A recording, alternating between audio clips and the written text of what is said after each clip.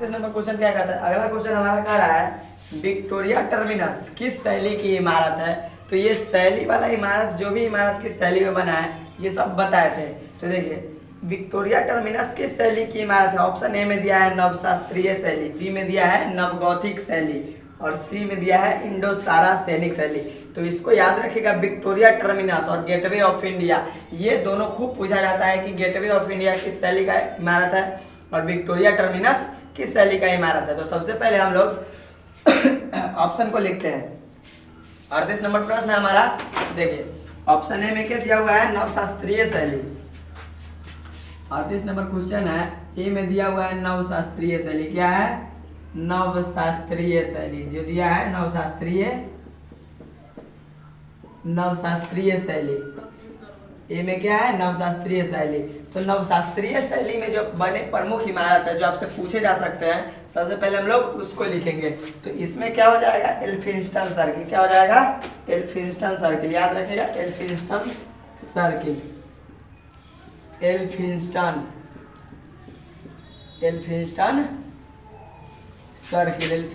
Circle याद रखिएगा Elphinstone circle. और उसके बाद एक और हो जाएगा, एल्फिंस्टन सर्किल के बाद हो जाएगा बम्बई का टाउन हॉल। क्या हो जाएगा बम्बई का टाउन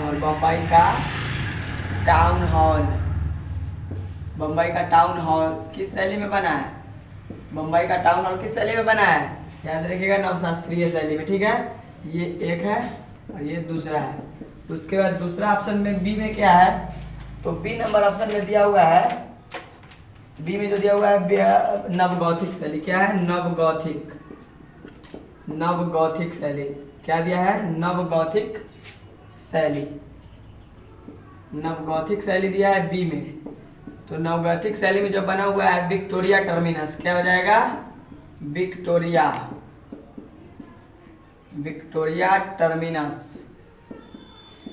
टर्मिनस। उसके बाद एक और याद रखिएगा, विक्टोरिया टर्मिनस के बाद दूसरा में हो जाएगा बम्बई हाई कोर्ट। क्या हो जाएगा बम्बई हाई कोर्ट। अब सी नंबर ऑप्शन में क्या दिया हुआ है, देखिए सी नंबर में दिया है इंडो सारा सैनिक शैली। इंडो सारा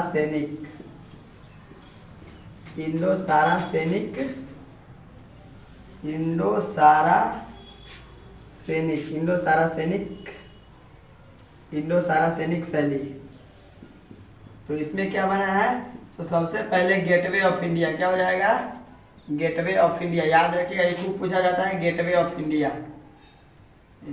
गेटवे ऑफ इंडिया कहाँ है, याद रखिएगा गेटवे ऑफ इंडिया कहाँ है, तो महाराष्ट्र में यानी मुंबई में गेटवे ऑफ इंडिया है। और दूसरा जो हो जाएगा क्या हो जाएगा गेटवे ऑफ इंडिया के बाद हो जाएगा होटल ताजमहल। तो होटल ताजमहल।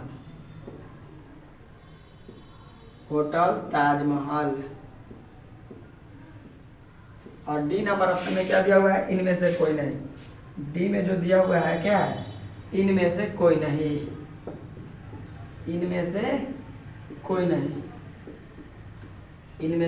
दिया हुआ है डी में। तो देखिए हम लोग पहले ऑप्शन लिख लिए, अब इसका एनालिसिस करेंगे। ठीक है, तो देखिए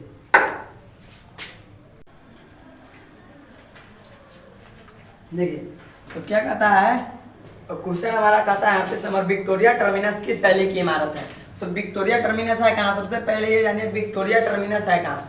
तो विक्टोरिया टर्मिनस जो है वो कहाँ है मुंबई में। याद रखिएगा विक्टोरिया टर्मिनस कहाँ है मुंबई में। ये जो है विक्टोरिया टर्मिनस कहाँ है मुंबई में। और विक्टोरिया टर्मिनस का निर्माण कब हुआ था, आपसे पूछेगा विक्टोरिया टर्मिनस का निर्माण कब हुआ। तो याद रखिएगा विक्टोरिया टर्मिनस का निर्माण हुआ था 1889 से 1896 में। 1889 से 1896। तो विक्टोरिया टर्मिनस कहाँ है मुंबई में। विक्टोरिया टर्मिनस कहाँ है मुंबई में। याद रखिएगा ये खूब पूछा जाता है विक्टोरिया टर्मिनस कहाँ है। तो याद रखिएगा विक्टोरिया टर्मिनस कहाँ है मुंबई में। विक्टोरिया टर्मिनस मुंबई में है। विक्टोरिया टर्मिनस का निर्माण कब हुआ, तो 1889 से 1896। 1889 से 1896 लगभग 7 साल इसको बनने में लगा था। कितने साल, लगभग 7 साल। याद रखिएगा विक्टोरिया टर्मिनस का निर्माण इस अवधि में हुआ 1889 से लेकर 1896 तक। विक्टोरिया टर्मिनस किस शैली की इमारत है? तो नव गौथिक शैली की शैली। यही क्वेश्चन कहेगा विक्टोरिया टर्मिनस किस शैली की इमारत है? तो नव गौथिक शैली। ये खूब पूछा जाता है विक्टोरिया टर्मिनस और गेटवे ऑफ इंडिया। ठीक है, तो विक्टोरिया टर्मिनस कहेगा तो किस शैली की इमारत है? नव गौथिक शैली की। विक्टोरिया टर्मिनस किस शैली की इमारत है? नव गौथिक शैली की। किस शैली की? नव गौथिक शैली। तो यही क्वेश्चन पूछ रहा है आपसे 38 नंबर, विक्टोरिया टर्मिनस किस शैली की इमारत है? तो याद रखिएगा विक्टोरिया टर्मिनस नव गौथिक शैली की इमारत है। किस शैली की? नव गौथिक शैली की। किस शैली की? नव गौथिक शैली की इमारत है कौन? Victoria terminus. विक्टोरिया टर्मिनस कहाँ है? मुंबई में। विक्टोरिया टर्मिनस का निर्माण कब हुआ? 1889 से 1896 के बीच में। ठीक है, तो याद रखिएगा विक्टोरिया टर्मिनस नवगौथिक शैली की इमारत है। तो ऑप्शन नंबर बी हमारा सही हो जाएगा। क्या हो जाएगा? बी नंबर ऑप्शन सही हो जाएगा। क्या? बी में क्या है? नवगौथिक शैली। तो विक्टोरिया टर्मिनस समझ गए। उसके बाद है बम्बई हाईकोर्ट। क्या है? आपसे ये भी पूछेगा बम्बई हाईकोर्ट का निर्माण किस शैली में हुआ है? तो याद रखिएगा बम्बई हाईकोर्ट कहाँ है? मुंबई में। ये भी कहाँ है? बम्बई हाईकोर्ट कहाँ है? महाराष्ट्र में। ये सब इमारत जो लिखेगा सब कहाँ है? महाराष्ट्र में। सब कहाँ है? महाराष्ट्र में। तो बम्बई हाईकोर्ट क्या है? बम्बई हाईकोर्ट यानी बम्बई उच्च न्यायालय। तो बम्बई उच्च न्यायालय किस शैली की इमारत है? आपसे तो पूछेगा ना। बम्बई उच्च न्यायालय किस शैली की इमारत है? नव गौथिक शैली की। किस शैली की? नव गौथिक शैली की। बम्बई उच्च न्यायालय किस शैली की इमारत है?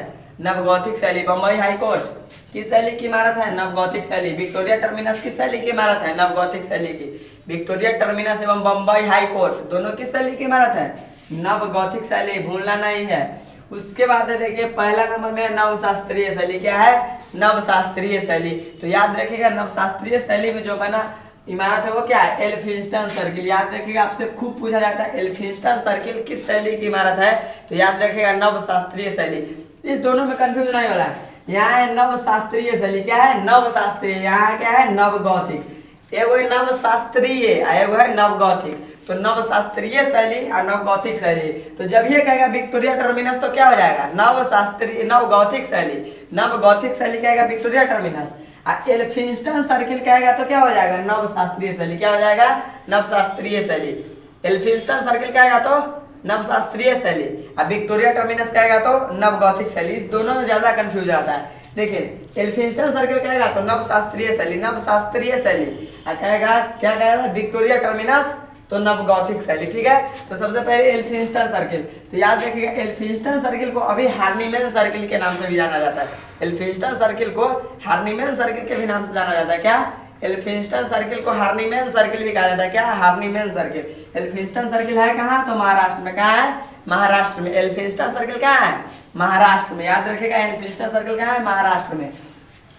और एल्फिंस्टन सर्किल का निर्माण कब हुआ था? तो याद रखिएगा एल्फिंस्टन सर्किल का निर्माण हुआ था 1860 के दशक में। 1860 के दशक में। याद रखिएगा 1860 के दशक में एल्फिंस्टन सर्किल का निर्माण हुआ था।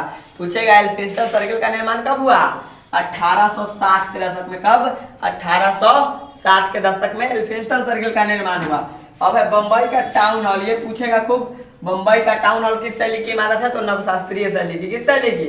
नव शास्त्रीय शैली। बम्बई का टाउन हॉल, बम्बई का टाउन हॉल किस शैली की इमारत है? नव शास्त्रीय शैली की। अब बम्बई हाई कोर्ट नव गौथिक शैली की। बम्बई का टाउन हॉल नव शास्त्रीय शैली। कहेगा बम्बई हाई कोर्ट तो नव गौथिक शैली। अब बम्बई का क्या कहते हैं? बम्बई का टाउन हॉल तो क्या हो जाएगा? नव शास्त्रीय शैली। बम्बई का टाउन हॉल, बम्बई का टाउन हॉल कहेगा तो नव शास्त्रीय शैली। बम्बई हाई कोर्ट तो नव गौथिक शैली। एल्फिंस्टन सर्किल नव शास्त्रीय शैली। अब विक्टोरिया टर्मिनस नव गौथिक शैली। ठीक है, याद रखिएगा। तो बम्बई का टाउन हॉल जो बना था कब बना था? तो 1833 में। कब? 1833 में बना। कब? 1833 में बना था। कौन? बम्बई का टाउन हॉल। खूब पूछेगा बम्बई का टाउन हॉल कब बना? तो 1833 में। कब? 1833 में। कब बना था? बम्बई का टाउन हॉल कब बना? 1833 में। एल्फिंस्टन सर्किल कब बना? 1860 के दशक में। 1860 के दशक में। विक्टोरिया टर्मिनस कब बना? 1889 से 1896 के बीच में। ठीक है, और ये सब कहाँ है? मुंबई में। और याद रखिएगा एल्फिंस्टन सर्किल किस शैली की इमारत है? एल्फिंस्टन सर्किल नवशास्त्रीय शैली की इमारत है। बम्बई का टाउन हॉल किस शैली की इमारत है? नवशास्त्रीय शैली की। एल्फिंस्टन सर्किल एवं बम्बई का टाउन हॉल किस शैली की इमारत है? नवशास्त्रीय शैली। अब विक्टोरिया टर्मिनस और बम्बई हाई कोर्ट यानी विक्टोरिया टर्मिनस और बम्बई उच्च न्यायालय किस शैली की इमारत है? तो ये नवगौथिक शैली की। विक्टोरिया टर्मिनस और बम्बई उच्च न्यायालय किस शैली की इमारत है? नवगौथिक शैली की। तो ये दोनों शैली समझ में आ गया कौन कौन इमारत को शैली की है? अब देखिए तीसरा क्या है, इंडो सारा सैनिक शैली। इंडो सारा सैनिक शैली सबसे ज्यादा बार ये पूछेगा, गेटवे ऑफ इंडिया क्या हो जाएगा, gateway of India. Gateway of India कहाँ है, मुंबई में। गेटवे ऑफ इंडिया कहेगा तो मुंबई में, इंडिया गेट कहेगा तो New Delhi. Gateway of India Mumbai, India Gate New Delhi. Gateway of India कहाँ, Mumbai, India Gate New Delhi. Gateway of India कहाँ है, मुंबई में। गेटवे ऑफ इंडिया कहाँ है, मुंबई। याद रखिएगा गेटवे ऑफ इंडिया कहाँ है, मुंबई में। और गेटवे ऑफ इंडिया का निर्माण कब हुआ था, तो गेटवे ऑफ इंडिया का निर्माण कब हुआ था, तो गेटवे ऑफ इंडिया की नींव पड़ी थी 1911 में। अब बनना चालू कब हुआ, 1913 में। और बनकर तैयार कब हुआ, 1924 में। तो याद रखिएगा गेटवे ऑफ इंडिया कब बना, तो 1924। क्या हो जाएगा, 1924। ऑप्शन में कहीं 1911 देगा तब तो 1911 मार के आना है, क्योंकि 1911 में इसकी नींव पड़ी थी। 1924 में यह पूर्णतः बनकर तैयार हुआ था। कब, 1924 में। लेकिन ज्यादा संभावना रहता है 1924 ही देगा। कहेगा गेटवे ऑफ इंडिया कब बना, तो या तो 1911 नहीं तो 1924, यही दो ऑप्शन में देगा, या 1911 या 1924। तो 1911 में गेटवे ऑफ इंडिया की नींव पड़ी थी। गेटवे ऑफ इंडिया की नींव कब पड़ी थी, 1911 में। याद रखिएगा 1911 में नींव पड़ी। अब बनकर कब तैयार हुआ, तो 1924 में। गेटवे ऑफ इंडिया की नींव कब पड़ी थी, 1911 में। गेटवे ऑफ इंडिया की नींव कब पड़ी, 1911 में। बनकर तैयार कब हुआ, 1924 में। और निर्माण कार्य प्रारंभ कब हुआ, मतलब बनना चालू कब हुआ, तो याद रखिएगा 1913 में। 1913 में गेटवे ऑफ इंडिया का निर्माण चालू हुआ, 1924 में बनकर तैयार हो गया। तो आपसे 1913 ऑप्शन में नहीं देगा, या तो 1911 देगा नहीं तो 1924 देगा। ज्यादातर 1911 ना तो 1924 देता है, ठीक है, याद रखिएगा। तो गेटवे ऑफ इंडिया किस शैली की इमारत है, ये पूछा जाता है। गेटवे ऑफ इंडिया किस शैली की इमारत है, इंडो सारा सैनिक शैली। किस शैली की, तो इंडो सारा सैनिक शैली। याद रखिएगा गेटवे ऑफ इंडिया किस शैली की इमारत है, इंडो सारा सैनिक शैली। कौन शैली, इंडो सारा सैनिक शैली। ये दोनों आपके एग्जाम में खूब पूछा जाता है। वो gateway of India, Victoria terminus, ये सब उतना नहीं पूछा जाता है, लेकिन ये खूब पूछा जाता है। विक्टोरिया टर्मिनस कहेगा तो नवगौथिक शैली की, इंडो सारा सैनिक शैली में कौन है, गेटवे ऑफ इंडिया। तो कहेगा गेटवे ऑफ इंडिया किस शैली की इमारत है, गेटवे ऑफ इंडिया किस शैली में बना है, तो इंडो सारा सैनिक शैली। गेटवे ऑफ इंडिया का निर्माण कब हुआ, तो 1911 ना तो 1924 ऑप्शन में देगा, ठीक है, याद रखिएगा। और उसके बाद है होटल ताजमहल। तो होटल ताजमहल किस शैली की इमारत है, तो इंडो सारा सैनिक शैली की। शैली की, इंडो सारा सैनिक शैली की। होटल ताजमहल कब बना, 1903 में। कौन, कब बना, 1903 में। होटल ताजमहल कब बना, 1903 में। याद रखिएगा होटल ताजमहल कब बना था, 1903। कब, 1903 में होटल ताजमहल बना। कब, 1903 में। याद रखिएगा होटल ताजमहल कब बना था, 1903 में। होटल ताजमहल किस शैली की इमारत है, इंडो सारा सैनिक शैली। किस शैली की, इंडो सारा सैनिक शैली। इंडो सारा सैनिक शैली के समझ गए। तो गेटवे ऑफ इंडिया किस शैली की इमारत है, इंडो सारा सैनिक शैली की। अब विक्टोरिया टर्मिनस किस शैली की इमारत है, नवगौथिक शैली की। एल्फिंस्टन सर्किल किस शैली की इमारत है, तो नवशास्त्रीय शैली। किस शैली की, नवशास्त्रीय शैली। तो ये शैली समझ में आ गया। तो देखिए आज डी नंबर में इनमें से कोई नहीं। तो हमारा प्रश्न क्या कहता है, विक्टोरिया टर्मिनस किस शैली की इमारत है। तो विक्टोरिया टर्मिनस किस शैली की इमारत है, यहाँ पर लिखे Victoria Terminus. Option number B हमारा सही हो जाएगा, नवगौथिक शैली की। किस शैली की, नवगौथिक शैली की। याद रखेगा विक्टोरिया टर्मिनस किस शैली की इमारत है, नवगौथिक शैली की। किस शैली की, नवगौथिक शैली। याद रखिएगा। तो नवगौथिक शैली में बना है कौन, Victoria Terminus. Option number B हमारा सही हो जाएगा। कहीं कहता है गेटवे ऑफ इंडिया किस शैली की इमारत है, तो गेटवे ऑफ इंडिया इंडो सारा सैनिक शैली। कौन शैली, इंडो सारा सैनिक शैली की इमारत है कौन, गेटवे ऑफ इंडिया।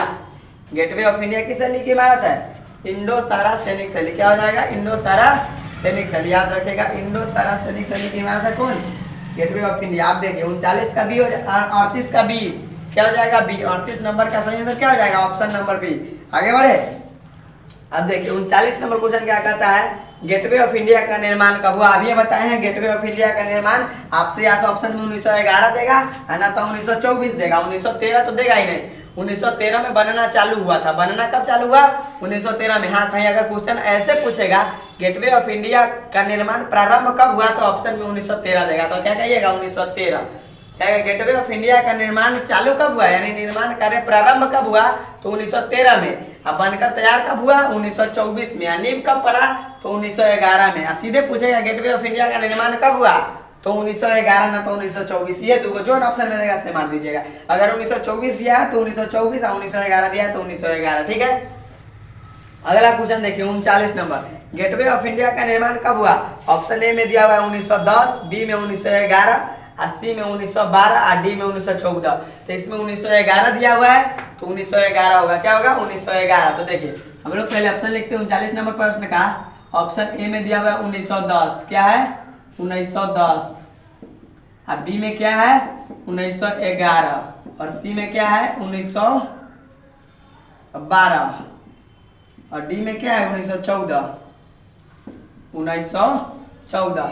तो देखिए गेटवे ऑफ इंडिया का निर्माण कब हुआ? गेटवे ऑफ इंडिया का निर्माण 1911 में। ऑप्शन नंबर बी हमारा सही हो जाएगा। गेटवे ऑफ इंडिया का निर्माण, gateway of India. Gateway of India किस शैली की इमारत है? इंडो सारा सैनिक शैली की। किस शैली की? इंडो सारा सैनिक शैली की। अब विक्टोरिया टर्मिनस नवगौथिक शैली की। तो गेटवे ऑफ इंडिया का निर्माण, गेटवे ऑफ इंडिया का निर्माण। गेटवे ऑफ इंडिया कहाँ है? मुंबई में। कहाँ? मुंबई में, याद रखेगा। तो गेटवे ऑफ इंडिया का निर्माण कब हुआ? 1911 में। कब? 1911 में। 39 का ऑप्शन नंबर बी हमारा सही हो जाएगा। 1914 में फर्स्ट वर्ल्ड वार प्रारंभ हुआ। प्रथम विश्व युद्ध, प्रथम विश्व युद्ध की शुरुआत, प्रथम विश्व युद्ध की शुरुआत, प्रथम विश्व युद्ध की शुरुआत, याद रखिएगा। प्रथम विश्व युद्ध की शुरुआत कब हुआ? तो 1914 में। कब? 1914 में। 28 जुलाई 1914 को फर्स्ट वर्ल्ड वार शुरू हुआ था, प्रथम विश्व युद्ध 1914 में। ठीक है, तो 39 का आंसर क्या हो जाएगा? बी नंबर ऑप्शन सही हो जाएगा। गेटवे ऑफ इंडिया का निर्माण कब हुआ? दिए गए ऑप्शन के हिसाब से 1911 होगा। क्या होगा? 1911। अगला क्वेश्चन देखिए 40 नंबर। 40 नंबर क्वेश्चन कहता है निम्नलिखित में से कौन सा एक आंदोलन दांडी मार्च से शुरू हुआ? तो सबसे पहले ये जानिए दांडी मार्च कब शुरू हुआ। दांडी यात्रा जो प्रारंभ कब हुआ था? तो 12 मार्च 1930 से लेकर 6 अप्रैल 1930 तक। तो दांडी यात्रा की अवधि क्या है? 12 मार्च 1930 से 6 अप्रैल 1930 तक। तो जो आंदोलन 1930 में हुआ होगा वही ना दांडी यात्रा से संबंधित होगा। तो इसमें सबसे पहले हम आंदोलन के नाम लिखेंगे और कौन आंदोलन कब हुआ था उस हिसाब से आपको अनुमान लगाना है। देखिए उस हिसाब से आपको देख लेना है। तो हम लोग पहले क्वेश्चन का ऑप्शन लिखते हैं। 40 नंबर क्वेश्चन है, ऑप्शन ए में दिया हुआ है कौन आंदोलन? ऑप्शन ए में दिया हुआ है क्या? स्वदेशी आंदोलन। स्वदेशी आंदोलन, स्वदेशी आंदोलन दिया हुआ है ऑप्शन ए में। क्या दिया हुआ है? स्वदेशी आंदोलन। बी में क्या है? तो बी में दिया हुआ है क्या कहते हैं, बी में दिया है सविनय अवज्ञा आंदोलन। सविनय अवज्ञा आंदोलन, सविनय अवज्ञा आंदोलन, सविनय अवज्ञा आंदोलन, सविनय अवज्ञा आंदोलन। सी में क्या दिया हुआ है? तो सी में जो दिया है असहयोग आंदोलन। सी में क्या है? असहयोग आंदोलन, असहयोग आंदोलन, असहयोग आंदोलन। और डी में है भारत छोड़ो आंदोलन। क्या है? भारत छोड़ो आंदोलन, भारत छोड़ो आंदोलन। डी में क्या है? भारत छोड़ो आंदोलन। तो याद रखिएगा क्या कहता है? स्वदेशी आंदोलन। तो सबसे पहले स्वदेशी आंदोलन कब हुआ था? 1905 में। कब? 1905 में। सविनय अवज्ञा आंदोलन कब हुआ? 1930 में। कब? 1930 में। असहयोग आंदोलन कब हुआ? 1920 से 22, 1920 से 22 तक।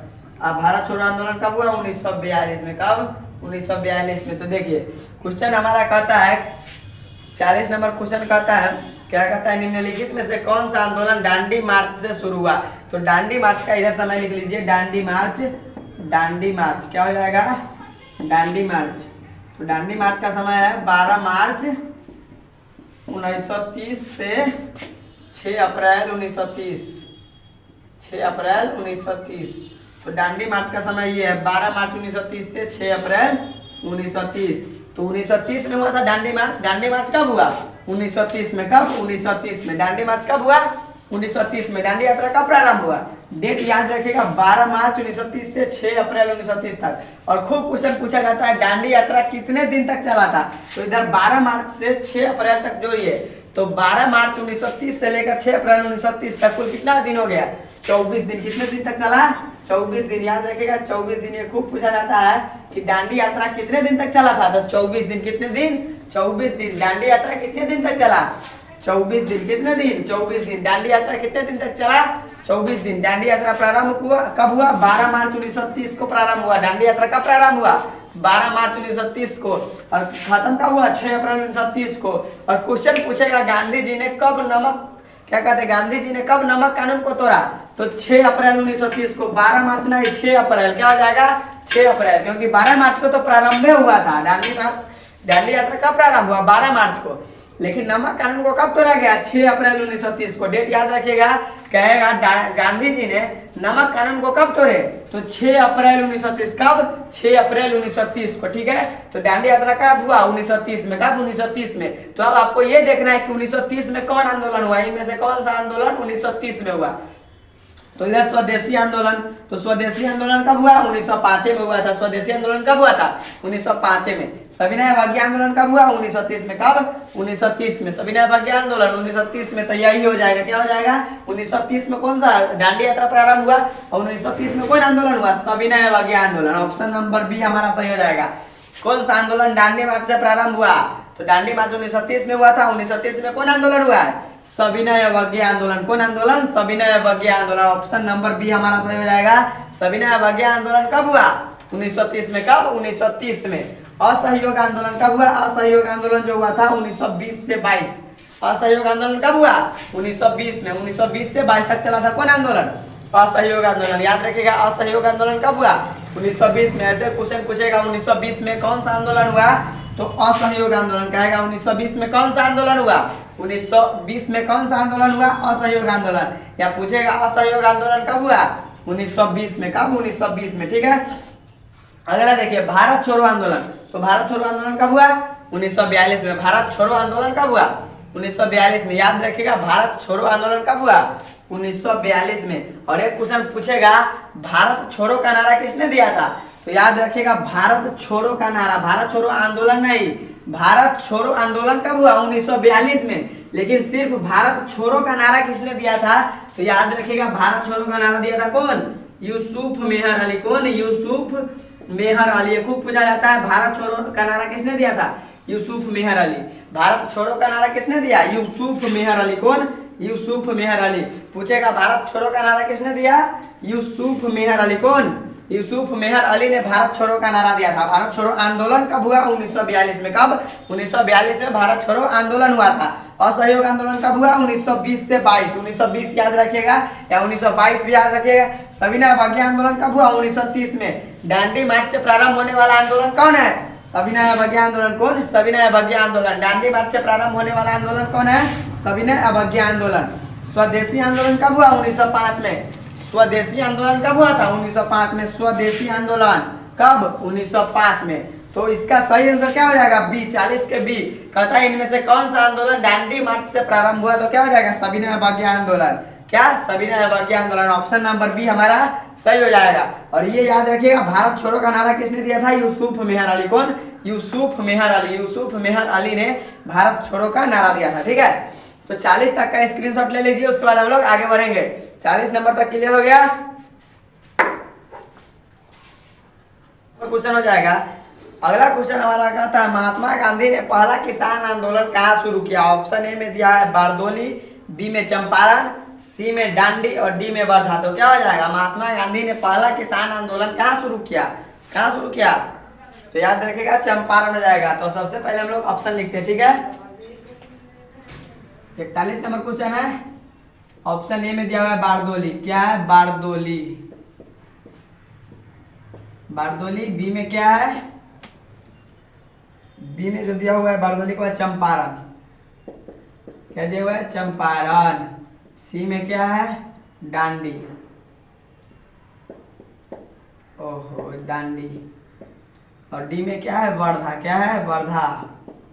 तो देखिए, बारदोली सत्याग्रह कब हुआ, बारदोली सत्याग्रह पूछेगा तो कब हुआ, 1928 में। कब, 1928 में। और ये भी पूछा जाता है बारदोली सत्याग्रह, बारदोली सत्याग्रह के नेता कौन थे, सरदार वल्लभ भाई पटेल। कौन, सरदार वल्लभ भाई पटेल। चंपारण सत्याग्रह कब हुआ, 1917 में। कब, 1917 में। कब हुआ चंपारण सत्याग्रह, कब, 1917 में। दांडी यात्रा कब प्रारंभ हुआ, 1930। कब हुआ, 1930। दांडी यात्रा कब हुआ, 1930 में। याद रखिएगा, दांडी यात्रा कब हुआ, 1930 में। देखिए, तो क्वेश्चन हमारा कहता है, गांधी जी ने पहला किसान आंदोलन कहाँ शुरू किया। तो गांधी जी ने पहला किसान आंदोलन कहाँ शुरू किया था, 1917 में, चंपारण सत्याग्रह में। ऑप्शन नंबर बी हमारा सही हो जाएगा। 41 का जो सही आंसर हो जाएगा क्या हो जाएगा, बी। 41 के क्या हो जाएगा बी नंबर ऑप्शन सही हो जाएगा हमारा। गांधी जी ने पहला किसान आंदोलन जो किए थे चंपारण में, कहा चंपारण में। चंपारण सत्याग्रह कब हुआ 1917 में। कब 1917 में।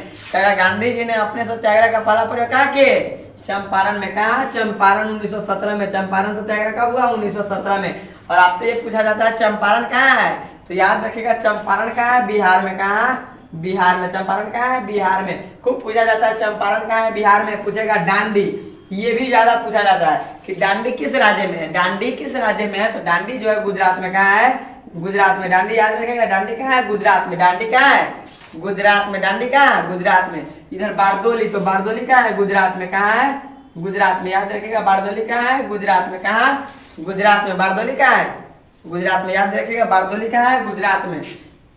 तो बारदोली सत्याग्रह कब हुआ 1928 में। कब, ये भी पूछा जाता है बारदोली सत्याग्रह कब हुआ 1928 में। सरदार वल्लभ भाई पटेल किस सत्याग्रह के नेता थे, तो बारदोली सत्याग्रह के। तो बारदोली सत्याग्रह के नेता कौन, सरदार पटेल। कौन, सरदार पटेल। बारदोली सत्याग्रह के नेता कौन, सरदार वल्लभ भाई पटेल। याद रखिएगा। चंपारण सत्याग्रह कब हुआ 1917 में। गांधी जी ने पहला किसान आंदोलन यही शुरू किया था, ठीक है 1917 में।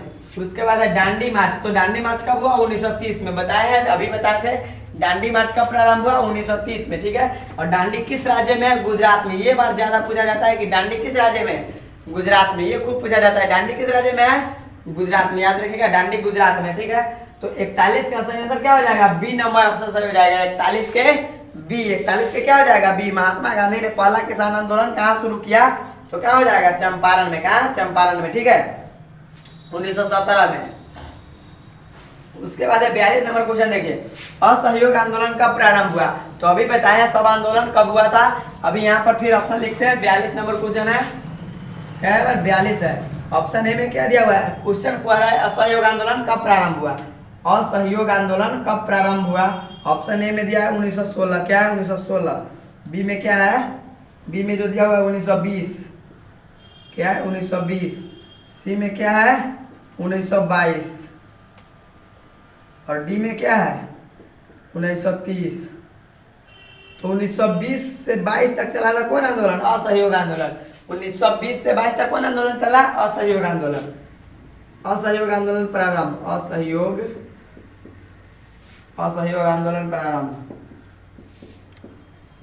असहयोग आंदोलन प्रारंभ। असहयोग आंदोलन प्रारंभ कब हुआ 1920 में। कब 1920 में। 1930 में क्या हुआ दांडी यात्रा प्रारंभ। दांडी यात्रा,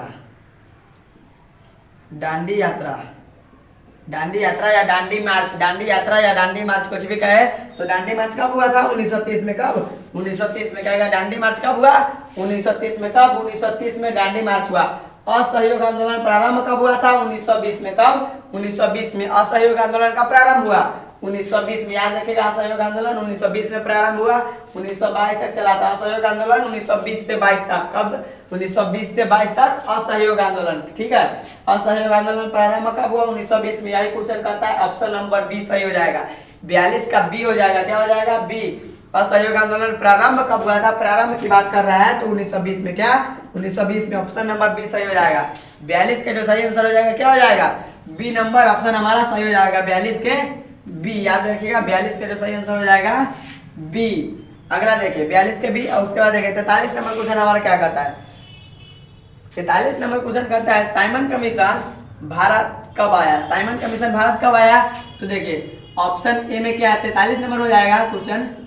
ऑप्शन ए में दिया है 1925, बी में है 1928 और सी में क्या है, ओहो सी में है 1932। क्या है 1932 सी में। और डी में क्या है 1935।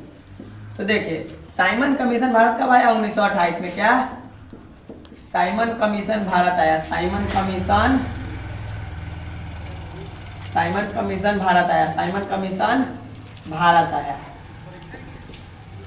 साइमन कमीशन भारत कब आया 1928 में। 1932 में क्या हुआ पूना समझौता। क्या हुआ पूना समझौता। पूना समझौता कब हुआ 1932 में। याद रखिएगा पूना समझौता। तो आपसे पूछेगा पूना समझौता कब हुआ 1932 में। कब 1932 में। पूना समझौता कब हुआ 1932 में। 1932 में पूना समझौता किसके बीच हुआ, महात्मा गांधी एवं बाबा साहेब भीमराव अम्बेडकर के बीच। पूना समझौता किसके बीच हुआ, बाबा साहब भीमराव अम्बेडकर और महात्मा गांधी के बीच पुनः समझौता हुआ था कब? 1932 में। कब? 1932 में। पुनः समझौता कब हुआ? 1932 में। उसके बाद साइमन कमीशन भारत कब आया? 1928 में। साइमन कमीशन कब आया भारत? 1928 में। साइमन कमीशन को क्या कहा जाता है? गोरे कमीशन। क्या कहा जाता है? गोरे कमीशन।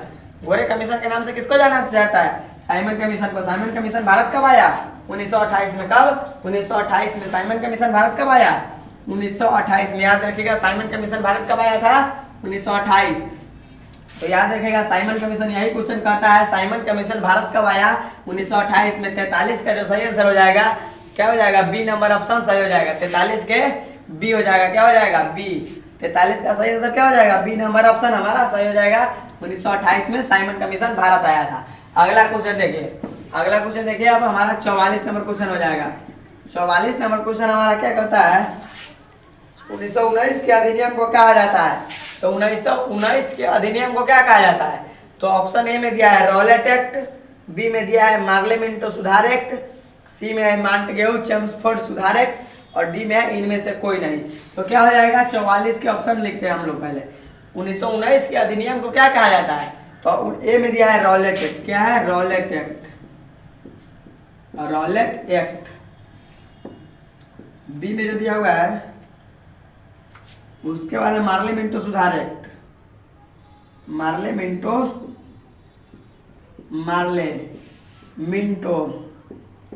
सुधार एक्ट। मार्ले मिंटो सुधार एक्ट। मार्ले मिंटो सुधार एक्ट। उसके बाद मार्ले मिंटो सुधार एक्ट के बाद सी में जो दिया हुआ है Montagu Chelmsford. Montagu Chelmsford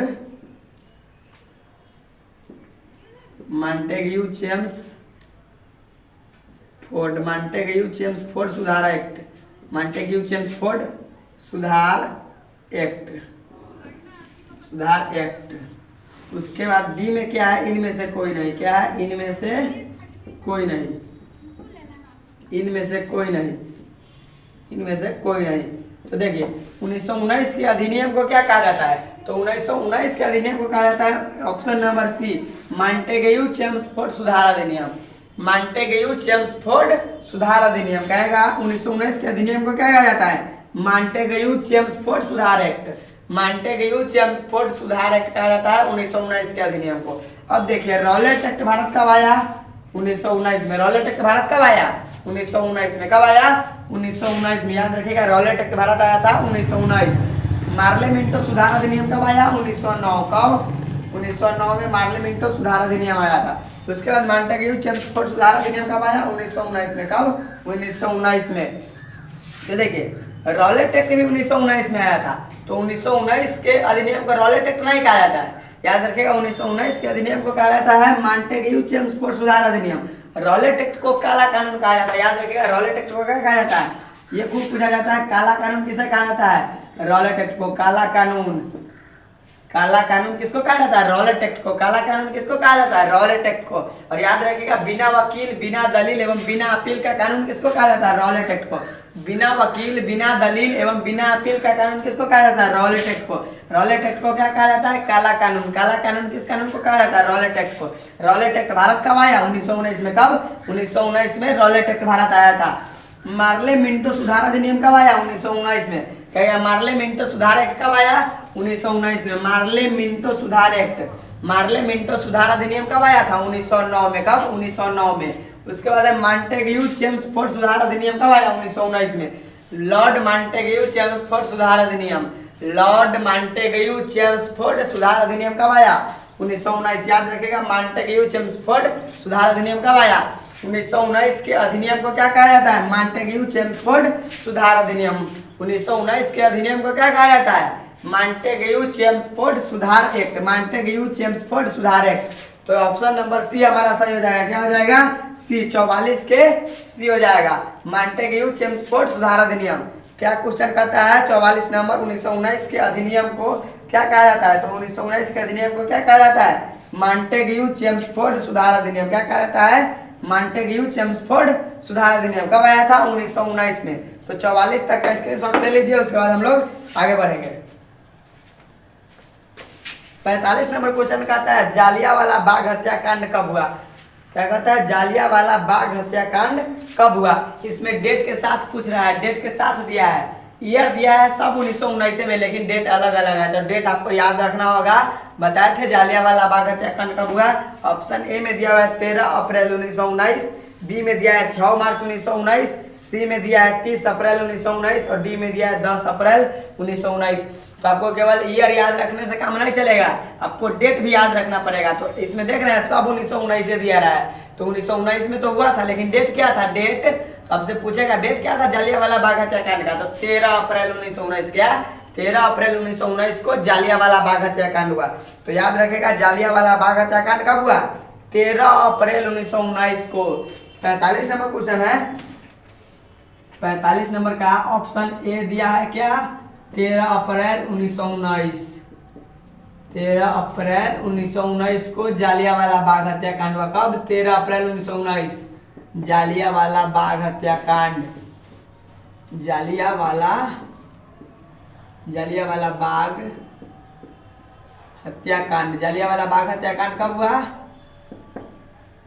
Jallianwala Bagh हत्याकांड क्या है, जालियांवाला बाग हत्याकांड। तो जालियांवाला बाग हत्याकांड कब हुआ, 13 अप्रैल 1919। डेट याद रखेगा, जालियांवाला बाग हत्याकांड कब हुआ, 13 अप्रैल 1919 को। जालियांवाला बाग हत्याकांड कब हुआ, 13 अप्रैल 1919।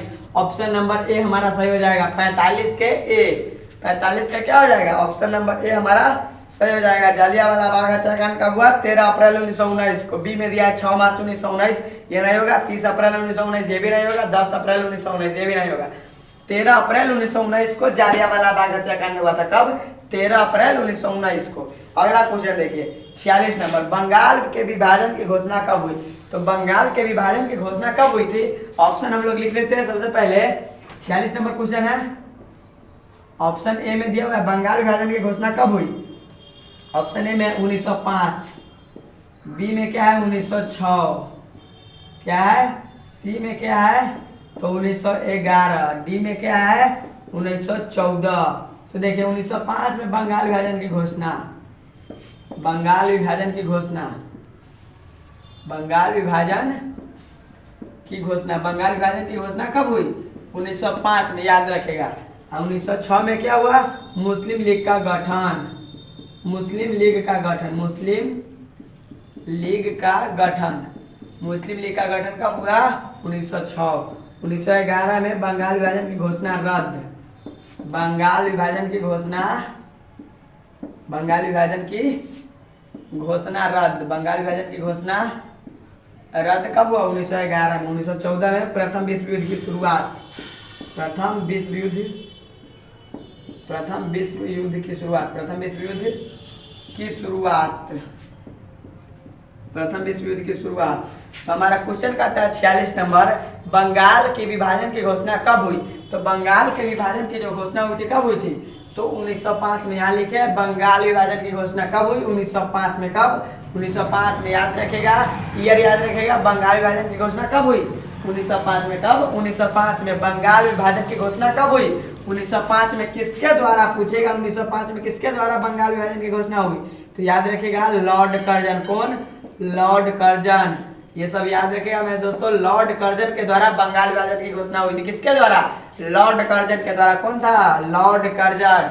बंगाल विभाजन की घोषणा किसके द्वारा किया गया, लॉर्ड कर्जन द्वारा। किसके द्वारा, लॉर्ड कर्जन द्वारा। बंगाल विभाजन की घोषणा कब हुई, 1905 में। कब, 1905 में बंगाल विभाजन की घोषणा कब हुई, 1905 में। कहा था बंगाल विभाजन की घोषणा रद्द कब हुआ, तो 1911 में। कब, 1911 में। यहाँ लिखे है बंगाल विभाजन की घोषणा रद्द। तो बंगाल विभाजन की घोषणा रद्द कब हुई थी, 1911 में। घोषणा कब हुई थी, 1905 में। रद्द कब हुई थी, 1911 में। कहेगा बंगाल विभाजन की घोषणा कब हुई, 1905 में। किसके द्वारा, तो लॉर्ड कर्जन द्वारा। किसके द्वारा, लॉर्ड कर्जन द्वारा बंगाल के विभाजन की घोषणा की गई। कब, 1905 में। अब बंगाल के विभाजन की घोषणा रद्द कब कर दिया गया, 1911 में। बंगाल विभाजन की घोषणा रद्द कब कर दिया गया, 1911 में। कब रद्द कर दिया गया, 1911 में। ठीक है, तो बंगाल विभाजन की घोषणा कब हुई, 1905 में। ऑप्शन नंबर ए हमारा सही हो जाएगा। 46 का आंसर क्या हो जाएगा, ऑप्शन नंबर ए हमारा सही हो जाएगा। 46 के ए। देखिए 1906, तो 1906 में मुस्लिम लीग का गठन हुआ था, बताए थे। मुस्लिम लीग का गठन कब हुआ? दिसंबर 1906 में। कब? दिसंबर 1906 में मुस्लिम लीग का गठन हुआ। कब?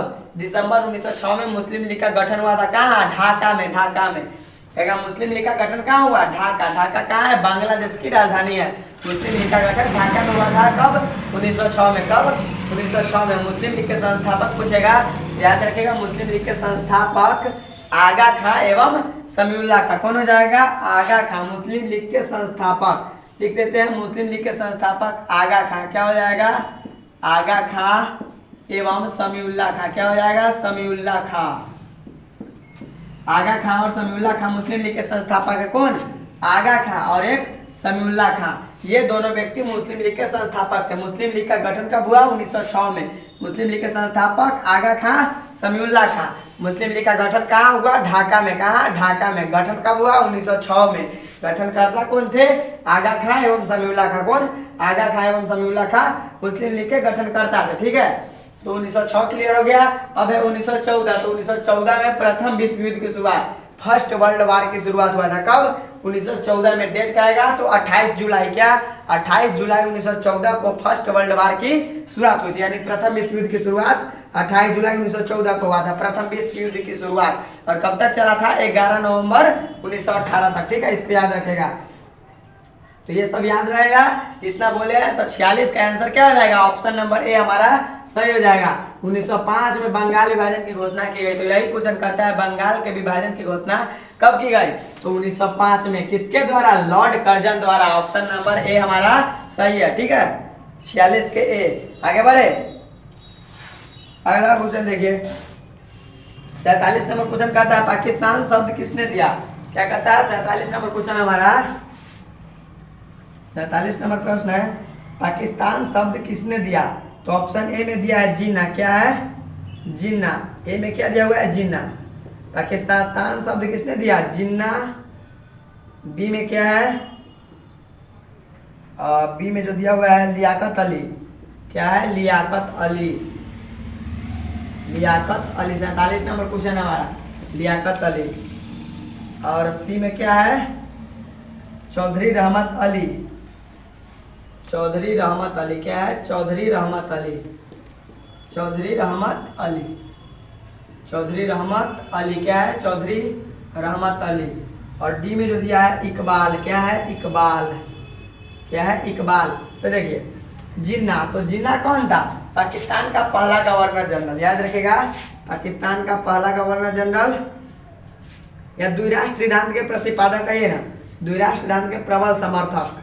इससे दो चीज लिख देते हैं, द्विराष्ट्र सिद्धांत के प्रबल समर्थक। द्विराष्ट्र सिद्धांत, द्विराष्ट्र सिद्धांत के प्रबल समर्थक। प्रबल समर्थक, द्विराष्ट्र सिद्धांत के प्रबल समर्थक। प्रबल समर्थक पाकिस्तान का पहला गवर्नर जनरल, पाकिस्तान का पहला गवर्नर जनरल, पाकिस्तान का पहला गवर्नर जनरल, पाकिस्तान के पहले गवर्नर जनरल। पहला गवर्नर जनरल कौन था? मोहम्मद अली जिन्ना। अब लियाकत अली, तो लियाकत अली पाकिस्तान का पहला प्रधानमंत्री था। पाकिस्तान, पाकिस्तान के पहले प्रधानमंत्री, पाकिस्तान के पहले प्रधानमंत्री, पाकिस्तान के पहले प्रधानमंत्री कौन थे? लियाकत अली। चौधरी रहमत अली। पाकिस्तान शब्द दिया, पाकिस्तान शब्द दिया, पाकिस्तान शब्द दिया, पाकिस्तान शब्द कौन दिया? चौधरी रहमत अली ने। उसके बाद है इकबाल, तो इकबाल, मोहम्मद इकबाल, सारे जहां से अच्छा हिंदुस्तान हमारा, किसने दिया? तो मोहम्मद इकबाल। और याद रखिएगा, मोहम्मद इकबाल द्विराष्ट्र सिद्धांत के जनक थे। द्विराष्ट्र सिद्धांत के जनक, द्विराष्ट्र सिद्धांत के जनक, द्विराष्ट्र सिद्धांत के जनक, द्विराष्ट्र सिद्धांत के जनक कौन थे? मोहम्मद इकबाल। उसके बाद सारे जहां से अच्छा हिंदुस्तान हमारा, सारे जहां से अच्छा, सारे जहां से अच्छा हिंदुस्तान हमारा, हिंदुस्तान हमारा।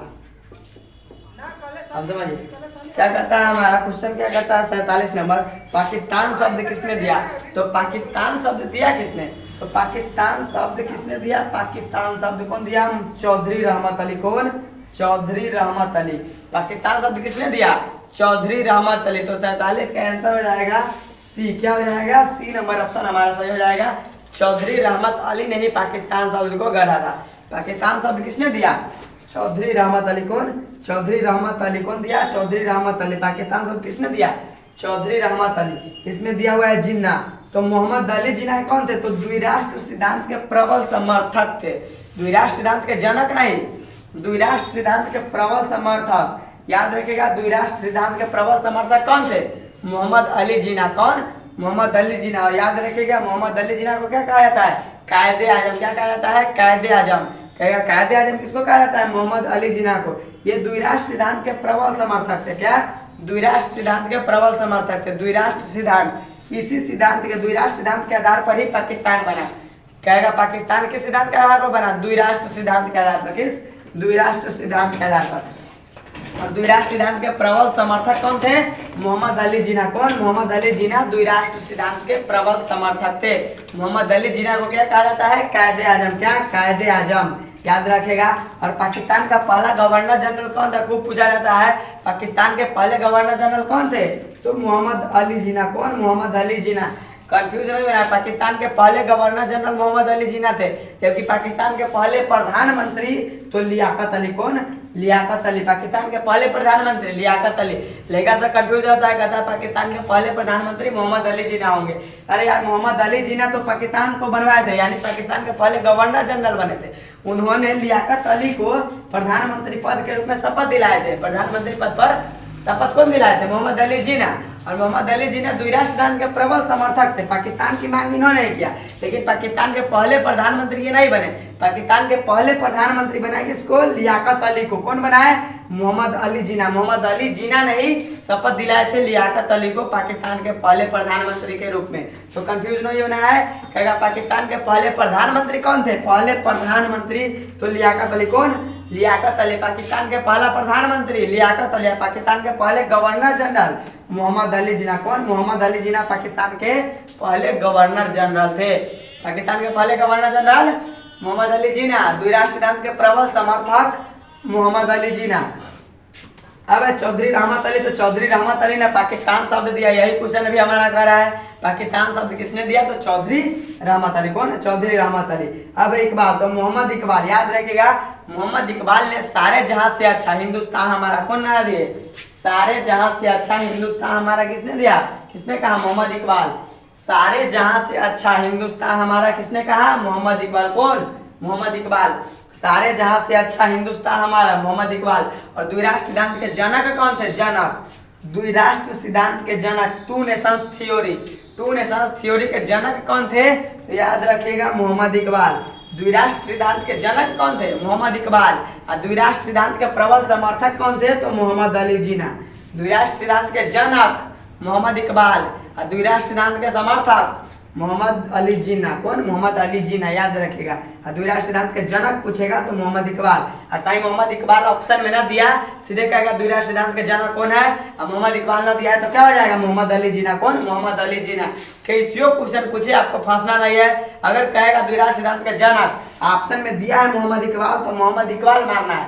और कहीं मोहम्मद इकबाल नहीं दिया है तो मोहम्मद अली जिन्ना। कौन? मोहम्मद अली जिन्ना। ठीक है, याद रखेगा, मोहम्मद अली जिन्ना द्विराष्ट्र सिद्धांत के जनक भी पूछ सकता है, ऐसे भी पूछ सकता है। ठीक है, तो ये समझ में आ गया। 47 नंबर क्वेश्चन कहता है पाकिस्तान शब्द किसने दिया? तो चौधरी रहमत अली। कौन? चौधरी रहमत अली। 47 का सही आंसर क्या हो जाएगा? ऑप्शन नंबर सी हमारा सही हो जाएगा। 47 के सी। आगे बढ़े, अब देखिए अगला क्वेश्चन देखिए हमारा। अब 48 नंबर क्वेश्चन हमारा क्या कहता है, देखिए 48 नंबर क्वेश्चन कहता है भारतीय राष्ट्रीय कांग्रेस की पहली महिला अध्यक्ष कौन थी? तो भारतीय राष्ट्रीय कांग्रेस की पहली महिला अध्यक्ष कौन थी? ऑप्शन ए में है एनी बेसेंट, बी में है विजया लक्ष्मी पंडित, और सी में सरोजनी नायडू, और डी में अरुणा आसफ अली। कौन है? अरुणा आसफ अली। तो देखिए 48 नंबर क्वेश्चन है, ए में क्या है? Annie Besant. एनी बेसेंट क्या है? Annie Besant. Annie Besant. तो एनी बेसेंट से याद रखिएगा भारतीय राष्ट्रीय कांग्रेस की पहली महिला अध्यक्ष, भारतीय राष्ट्रीय कांग्रेस की पहली महिला अध्यक्ष, भारतीय राष्ट्रीय कांग्रेस की प्रथम महिला अध्यक्ष, प्रथम महिला अध्यक्ष, भारतीय राष्ट्रीय कांग्रेस की प्रथम महिला अध्यक्ष, भारतीय राष्ट्रीय कांग्रेस की प्रथम महिला अध्यक्ष कौन है? Annie Besant. बी में क्या है? बी में क्या है? और ये याद रखिएगा ये कौन थी? ये आयरलैंड की थी। बी में क्या है? बी में जो दिया हुआ है विजया लक्ष्मी पंडित। क्या है? विजया लक्ष्मी पंडित, विजया लक्ष्मी पंडित, विजया लक्ष्मी पंडित। ये पंडित जवाहरलाल नेहरू की बहन थी। विजया लक्ष्मी पंडित कौन थी? पंडित जवाहरलाल नेहरू की बहन थी। याद रखिएगा ये संयुक्त राष्ट्र महासभा, संयुक्त राष्ट्र यानी यूएनओ, संयुक्त राष्ट्र महासभा, संयुक्त राष्ट्र, यहाँ बीच में यूएनओ कर देते हैं। क्या? यूएनओ, यूएनओ संयुक्त राष्ट्र महासभा, महासभा यार मैंने लिखा है संयुक्त राष्ट्र महासभा, संयुक्त राष्ट्र महासभा की अध्यक्ष बनने वाली, महासभा की अध्यक्ष बनने वाली, महासभा के अध्यक्ष बनने वाली प्रथम भारतीय महिला, बनने वाली प्रथम भारतीय महिला, प्रथम भारतीय महिला, संयुक्त राष्ट्र महासभा के अध्यक्ष बनने वाली प्रथम भारतीय महिला कौन थी? विजया लक्ष्मी पंडित। याद रखिएगा। और सी में क्या है? सरोजिनी नायडू। क्या है? सरोजिनी नायडू, सरोजिनी नायडू, सरोजिनी नायडू। तो ये याद रखिएगा भारतीय राष्ट्रीय कांग्रेस की, भारतीय राष्ट्रीय कांग्रेस, भारतीय राष्ट्रीय कांग्रेस की, भारतीय राष्ट्रीय कांग्रेस की प्रथम, भारतीय राष्ट्रीय कांग्रेस की प्रथम भारतीय महिला अध्यक्ष, प्रथम भारतीय महिला अध्यक्ष, प्रथम भारतीय महिला अध्यक्ष, भारतीय राष्ट्रीय कांग्रेस की प्रथम भारतीय महिला अध्यक्ष। और एक और याद रखिएगा इसी से देश की प्रथम महिला राज्यपाल, देश की प्रथम महिला राज्यपाल, देश की प्रथम महिला राज्यपाल, देश की प्रथम महिला राज्यपाल, देश की प्रथम महिला राज्यपाल कौन है? सरोजिनी नायडू। याद रखिएगा। उसके बाद डी नंबर ऑप्शन में क्या है? डी नंबर में जो दिया हुआ है हमारा, डी में अरुणा आसफ अली। क्या है? अरुणा आसफ अली, अरुणा आसफ अली। क्या दिया हुआ है? अरुणा आसफ अली। तो याद रखिएगा महात्मा गांधी के गिरफ्तार होने के बाद, लिख देते हैं महात्मा गांधी, महात्मा गांधी के गिरफ्तार होने के बाद, महात्मा गांधी के गिरफ्तार, महात्मा गांधी के गिरफ्तार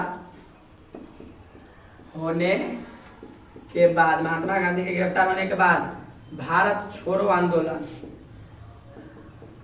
भारत छोड़ो आंदोलन,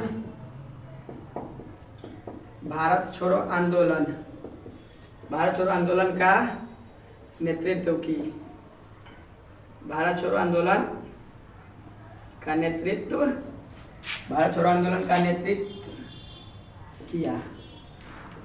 अब देखिए क्या कहता है? महात्मा गांधी के गिरफ्तार होने के बाद भारत छोड़ो आंदोलन का नेतृत्व किया कौन? अरुणा आसफ अली। अब देखिए क्वेश्चन हमारा कहता है 48 नंबर क्वेश्चन कह रहा है भारतीय राष्ट्रीय कांग्रेस की पहली महिला अध्यक्ष कौन थी? तो भारतीय राष्ट्रीय कांग्रेस की पहली महिला अध्यक्ष कौन थी? तो यहाँ लिखे ऑप्शन ए में दिया है एनी बेसेंट। क्या है? Annie Besant. तो भारतीय राष्ट्रीय कांग्रेस की प्रथम महिला अध्यक्ष, प्रथम महिला अध्यक्ष कौन थी? Annie Besant. कौन? Annie Besant. Option number A हमारा सही हो जाएगा। 48 का क्या हो जाएगा? ए। तो भारतीय राष्ट्रीय कांग्रेस की प्रथम महिला अध्यक्ष कौन थी? Annie Besant. तो एनी बेसेंट तो प्रथम महिला अध्यक्ष थी, लेकिन ये भारत की नहीं थी। ये कहाँ की थी? आयरलैंड की। याद रखिएगा कहेगा एनी बेसेंट कहाँ की थी? आयरलैंड की। कहाँ के? आयरलैंड।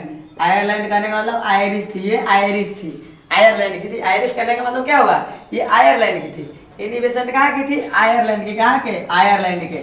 तो एनी बेसेंट कहाँ की हो गई, आयरलैंड की थी। तो भारतीय राष्ट्रीय कांग्रेस की प्रथम महिला अध्यक्ष कौन थी, Annie Besant, doctor Annie Besant. भारतीय राष्ट्रीय कांग्रेस की प्रथम महिला अध्यक्ष कौन थी, एनी बेसेंट। तो एनी बेसेंट कब बनी थी कांग्रेस के अध्यक्ष, तो ये याद रखेगा एनी बेसेंट जो है कांग्रेस के अध्यक्ष बनी थी कब, 1917 में। 1917 में कलकत्ता अधिवेशन, 1917 में कलकत्ता अधिवेशन, 1917 में कलकत्ता अधिवेशन में, 1917 में कलकत्ता अधिवेशन में कौन, 1917 में कलकत्ता अधिवेशन में एनी बेसेंट बनी थी कौन, 1917 में। कहेगा एनी बेसेंट भारतीय राष्ट्रीय कांग्रेस की प्रथम महिला अध्यक्ष। कहेगा भारतीय राष्ट्रीय कांग्रेस की प्रथम महिला अध्यक्ष कौन थी, एनी बेसेंट। एनी बेसेंट कब बनी थी कांग्रेस के अध्यक्ष, तो 1917 में। कब, 1917 में। किस अधिवेशन में, तो कलकत्ता अधिवेशन में। किस अधिवेशन में, कलकत्ता अधिवेशन में। याद रखेगा भारतीय राष्ट्रीय कांग्रेस की प्रथम महिला अध्यक्ष एनी बेसेंट थी, जो 1917 में कांग्रेस के अध्यक्ष बनी थी। कब, 1917 में। तो 1917 में कौन अधिवेशन हुआ था, कलकत्ता अधिवेशन। कलकत्ता में जो अधिवेशन हुआ था उसी के अध्यक्ष बनी थी कौन, एनी बेसेंट। कौन, एनी बेसेंट। 1917 के कलकत्ता अधिवेशन के अध्यक्ष कौन थी, एनी बेसेंट। कौन, एनी बेसेंट। और भारतीय राष्ट्रीय कांग्रेस की प्रथम महिला अध्यक्ष एनी बेसेंट थी। ये कहाँ की थी, आयरलैंड की।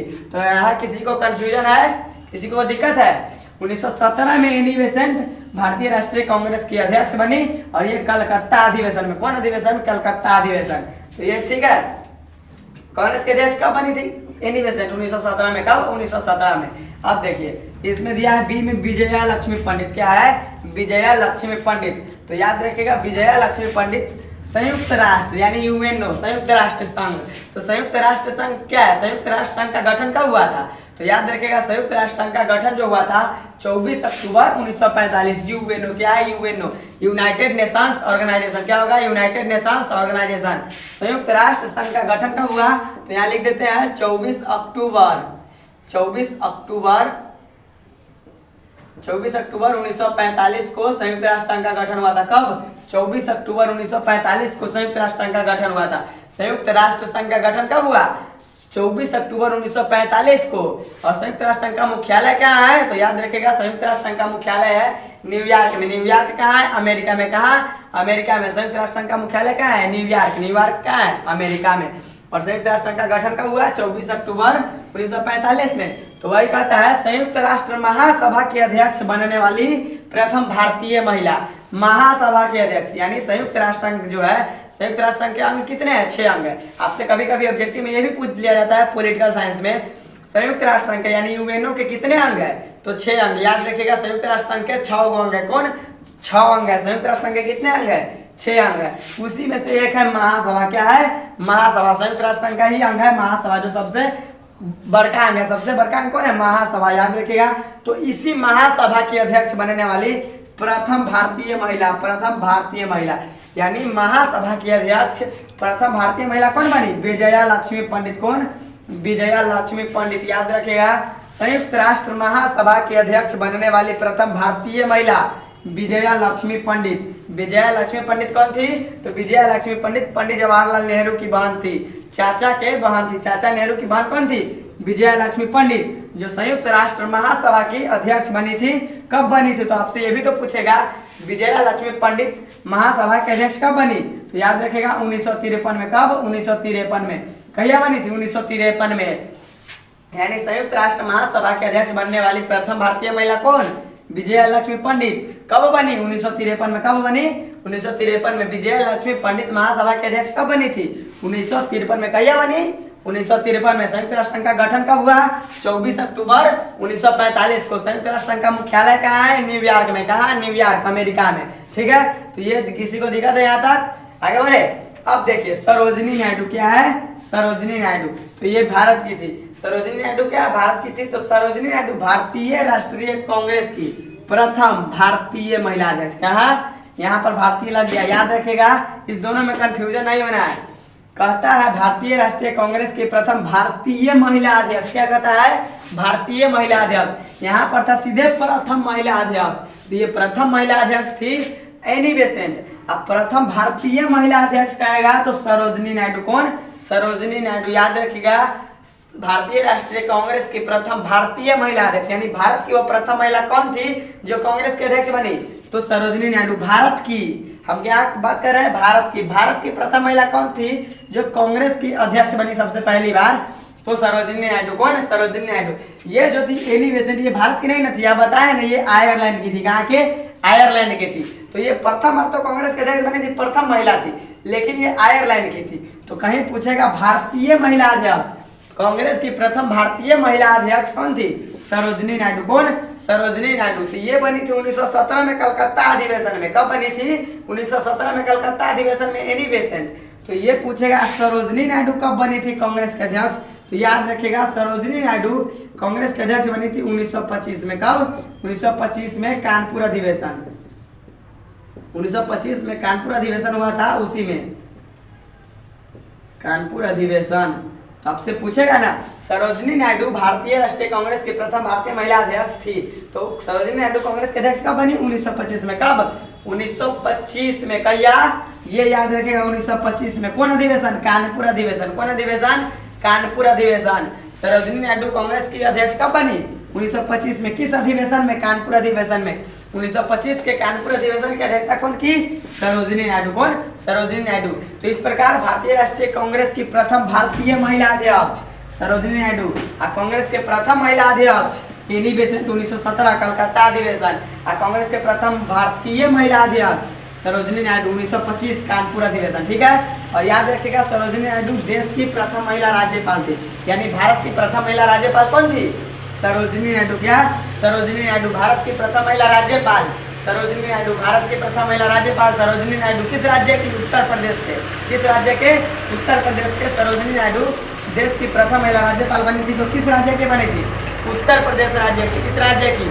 उत्तर प्रदेश राज्य की। याद रखिएगा सरोजिनी नायडू देश की पहली महिला राज्यपाल थी। किस राज्य की बनी थी? उत्तर प्रदेश राज्य की। ठीक है, और ये कांग्रेस की प्रथम भारतीय महिला अध्यक्ष थी। ठीक है, ये याद रखेगा। और ये इन्होंने राज्यपाल पद के संदर्भ में एक बात कही थी जो खूब पूछा जाता है आपके एग्जाम में।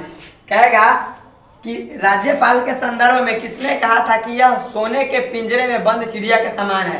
तो क्या कहिएगा? सरोजिनी नायडू ने कहा था। राज्यपाल के संदर्भ में किसने कहा था कि यह सोने के पिंजरे में बंद चिड़िया के समान है? ये कथन किसका है? सरोजिनी नायडू को। सरोजिनी नायडू की कथन है, ये खूब पूछा जाता है। राज्यपाल के संदर्भ में किसने कहा था कि ये सोने के पिंजरे में बंद चिड़िया के समान है? राज्यपाल के संदर्भ में किसने कहा था कि सोने के पिंजरे में बंद चिड़िया के समान है? सोने के पिंजरे में बंद चिड़िया के समान है, या किसने कहा था राज्यपाल पद के संदर्भ में? सरोजिनी नायडू। कौन? सरोजिनी नायडू। याद रखिएगा सरोजिनी नायडू ने कहा था। ठीक है, इसको याद रखिएगा। उसके बाद है अरुणा आसफ अली। अरुणा आसफ अली भी एक महिला थी। तो अरुणा आसफ अली ने महात्मा गांधी के गिरफ्तार होने के बाद भारत छोड़ो आंदोलन का नेतृत्व किसने किया? अरुणा आसफ अली। खूब पूछेगा, कहेगा महात्मा गांधी के गिरफ्तार होने के बाद भारत छोड़ो आंदोलन का नेतृत्व कौन किया? अरुणा आसफ अली। कौन? अरुणा आसफ अली। महात्मा गांधी के गिरफ्तार होने के बाद भारत छोड़ो आंदोलन का नेतृत्व किसने किया? अरुणा आसफ अली। कौन? अरुणा आसफ अली। तो ये जितनी भी महिला थी, इससे किसी को कोई दिक्कत है? जितने क्वेश्चन बताए सबको याद रखेगा, बहुत सारे प्रश्न बनते हैं इससे। अरुणा आसफ अली ने भारत छोड़ो आंदोलन का नेतृत्व की थी। कब? जब महात्मा गांधी गिरफ्तार हो गए थे तब। तो 48 नंबर क्वेश्चन कहता है भारतीय राष्ट्रीय कांग्रेस की पहली महिला अध्यक्ष। सीधे कहता है पहली महिला अध्यक्ष कौन थी? तो एनी बेसेंट। 48 का ऑप्शन नंबर ए हमारा सही हो जाएगा। कहता है भारतीय राष्ट्रीय कांग्रेस की पहली महिला अध्यक्ष, तो एनी बेसेंट। 48 के ए, 48 का ए हो जाएगा। इसका स्क्रीनशॉट ले लीजिए, उसके बाद हम लोग दो प्रश्न और बचे उसको क्लियर कर लेंगे। भारतीय संविधान कब लागू किया गया? ऑप्शन ए में दिया है 26 जनवरी, 26 नवंबर 1949। ए में दिया है बी में 24 जनवरी 1950, सी में 26 जनवरी 1950, उसके बाद डी में 26 जनवरी 1950। देखिए हम लोग पहले ऑप्शन लिख लेते हैं। 49 नंबर क्वेश्चन क्या क्या ऑप्शन ए में दिया है? ऑप्शन ए में क्या है? 26 जनवरी 1949। 26 जनवरी 1949। और बी में क्या है? 24 जनवरी 1950। 24 जनवरी 1950। 24 जनवरी 1950। सी में क्या है? 26 नवंबर 1949। 26 नवंबर 1949 और डी में क्या है 26 जनवरी 1950। 26 जनवरी 1950। तो देखिए 26 जनवरी 1950। तो 24 जनवरी 1950 को क्या हुआ था? संविधान सभा की अंतिम बैठक। संविधान सभा की अंतिम बैठक। संविधान सभा की अंतिम बैठक। संविधान सभा की अंतिम बैठक कब हुई? 24 जनवरी 1950। 26 नवंबर 1949 को संविधान बनकर तैयार हुआ। संविधान अंगीकार हुआ। संविधान अंगीकार। अंगीकार कहेगा तब या अंगीकृत कहेगा तब या बनकर तैयार हुआ तब एक ही बात है। 26 जनवरी 1950 को संविधान पूर्णतः लागू हुआ। संविधान पूर्णतः लागू हुआ। संविधान पूर्णतः लागू हुआ। तो देखिए ऑप्शन में क्या क्या दिया है? 26 जनवरी 1949, 24 जनवरी 1950 और है 26 नवंबर 1949 और डी में 26 जनवरी 1950। तो हमारा प्रश्न कहता है भारतीय संविधान कब लागू किया गया था? तो संविधान लागू कब किया गया? 26 जनवरी 1950 को। कब? 26 जनवरी 1950 को संविधान लागू किया गया। याद रखिएगा भारतीय संविधान कब लागू किया गया? 26 जनवरी 1950 को। कब? 26 जनवरी 1950 को। और कहेगा भारत गणतंत्र कब हुआ? तो 26 जनवरी 1950 को। जब संविधान लागू हो गया तो भारत गणतंत्र हुआ। तो आपसे पूछेगा गणतंत्र कब हुआ? तो 26 जनवरी 1950 को। और कहेगा भारत स्वतंत्र कब हुआ? तो 15 अगस्त 1947 को। अब भारत गणतंत्र कब हुआ? तो 26 जनवरी 1950 को। याद रखिएगा भारत गणतंत्र कब हुआ?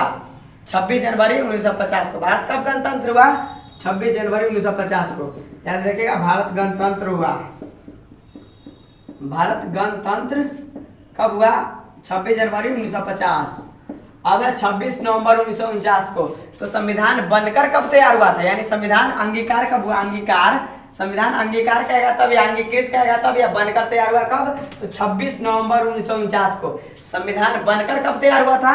26 नवंबर 1949 को। लेकिन लागू किया गया 2 महीना के बाद 26 जनवरी 1950 को। लागू किया गया 26 जनवरी 1950 को।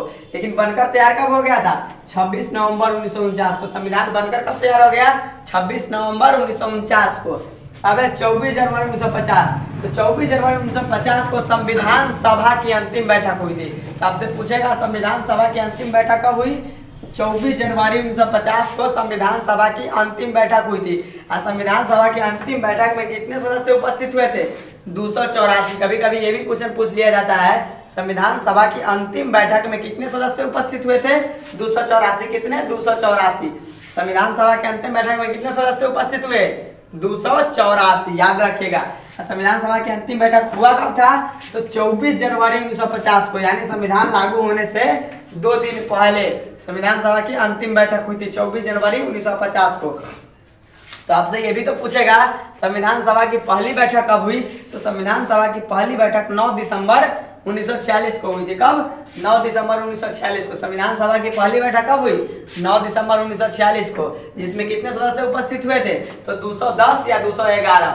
संविधान सभा की पहली बैठक में कितने सदस्य उपस्थित हुए? 211 या 210। याद रखिएगा 210। ज्यादातर आपके एग्जाम में 210 ही देगा। जब कंपटीशन में जाएगा तब 211 देगा। तो संविधान सभा की पहली बैठक में कितने सदस्य उपस्थित हुए? 210। और संविधान सभा की पहली बैठक कब हुआ था? 9 दिसंबर 1946। कब? 9 दिसंबर 1946 को संविधान सभा की पहली बैठक हुई थी। और संविधान सभा की अंतिम बैठक 24 जनवरी 1950। संविधान सभा बहुत सुन लिए। अब संविधान सभा देखिए। तो संविधान सभा का गठन कब हुआ? यानी संविधान सभा का गठन किस लिए हुआ था? तो संविधान बनाने के लिए। संविधान बनाने के लिए किसका गठन हुआ? भारतीय संविधान सभा का। भारतीय संविधान सभा का गठन किस लिए हुआ? संविधान बनाने के लिए। तो भारतीय संविधान सभा का गठन कब हुआ? तो याद रखिएगा संविधान सभा का जो गठन हुआ था जुलाई 1946। कब? जुलाई 1946 में संविधान सभा का गठन हुआ था। कब? जुलाई 1946 में संविधान सभा का गठन हुआ। और संविधान सभा का गठन किस योजना के आधार पर हुआ? तो कैबिनेट मिशन योजना के आधार पर। किस योजना के? कैबिनेट मिशन योजना के आधार पर। संविधान सभा का गठन किस योजना के आधार पर हुआ? कैबिनेट मिशन योजना के आधार पर। कैबिनेट मिशन योजना भारत कब आया? 24 मार्च 1946। कैबिनेट मिशन योजना भारत कब आया? 24 मार्च 1946। कैबिनेट मिशन योजना में कितने सदस्य थे? 3। कैबिनेट मिशन योजना में कितने सदस्य थे? 3। कैबिनेट मिशन योजना के अध्यक्ष कौन थे? Pethick Lawrence. कैबिनेट मिशन योजना के अध्यक्ष कौन थे? Pethick Lawrence. कैबिनेट मिशन योजना भारत आया 24 मार्च 1946। कैबिनेट मिशन योजना के आधार पर संविधान सभा का गठन कब हुआ? जुलाई 1946। ठीक है, याद रखिएगा। और संविधान सभा की पहली बैठक 9 दिसंबर 1946 को, जिसमें कितने सदस्य उपस्थित हुए? तो याद रखिएगा 210। संविधान सभा की पहली बैठक कहाँ हुआ था? तो दिल्ली के सेंट्रल हॉल में। कहाँ? दिल्ली के सेंट्रल हॉल में। संविधान सभा की अंतिम बैठक कब हुआ? 24 जनवरी 1950, जिसमें कितने सदस्य उपस्थित हुए? 284। संविधान सभा की अंतिम बैठक में 284 सदस्य उपस्थित हुए। ठीक है, तो ये डेट याद रखिएगा, जितने भी डेट बताए। तो हमारा क्वेश्चन कहता है संविधान क्या कहता है, भारतीय संविधान कब लागू किया गया था? तो 26 जनवरी 1950 को ऑप्शन नंबर डी सही हो जाएगा। 26 जनवरी 1950 को भारतीय संविधान लागू किया गया। ठीक है, भारतीय संविधान कब लागू किया गया? 26 जनवरी 1950 को। अब भारत गणतंत्र कब हुआ? तो 26 जनवरी 1950 को। ठीक है, याद रखिएगा। तो संविधान लागू कब हुआ? 26 जनवरी 1950। ऑप्शन नंबर डी हमारा सही हो जाएगा। अगला क्वेश्चन देखिए 50 नंबर, ये लास्ट क्वेश्चन है। स्वतंत्र भारत के प्रथम राष्ट्रपति कौन थे? स्वतंत्र भारत के प्रथम राष्ट्रपति कौन थे? जब हम राष्ट्रपति पढ़ाए थे तो पूरे राष्ट्रपति बताए थे, सब विशेषता उपशेषता बताए थे। तो देखिए ऑप्शन ए में दिया है जवाहरलाल नेहरू। ए में क्या है? जवाहरलाल नेहरू। जवाहरलाल नेहरू। बी में क्या है? बी में लाल बहादुर शास्त्री। लाल बहादुर शास्त्री। और सी में क्या है?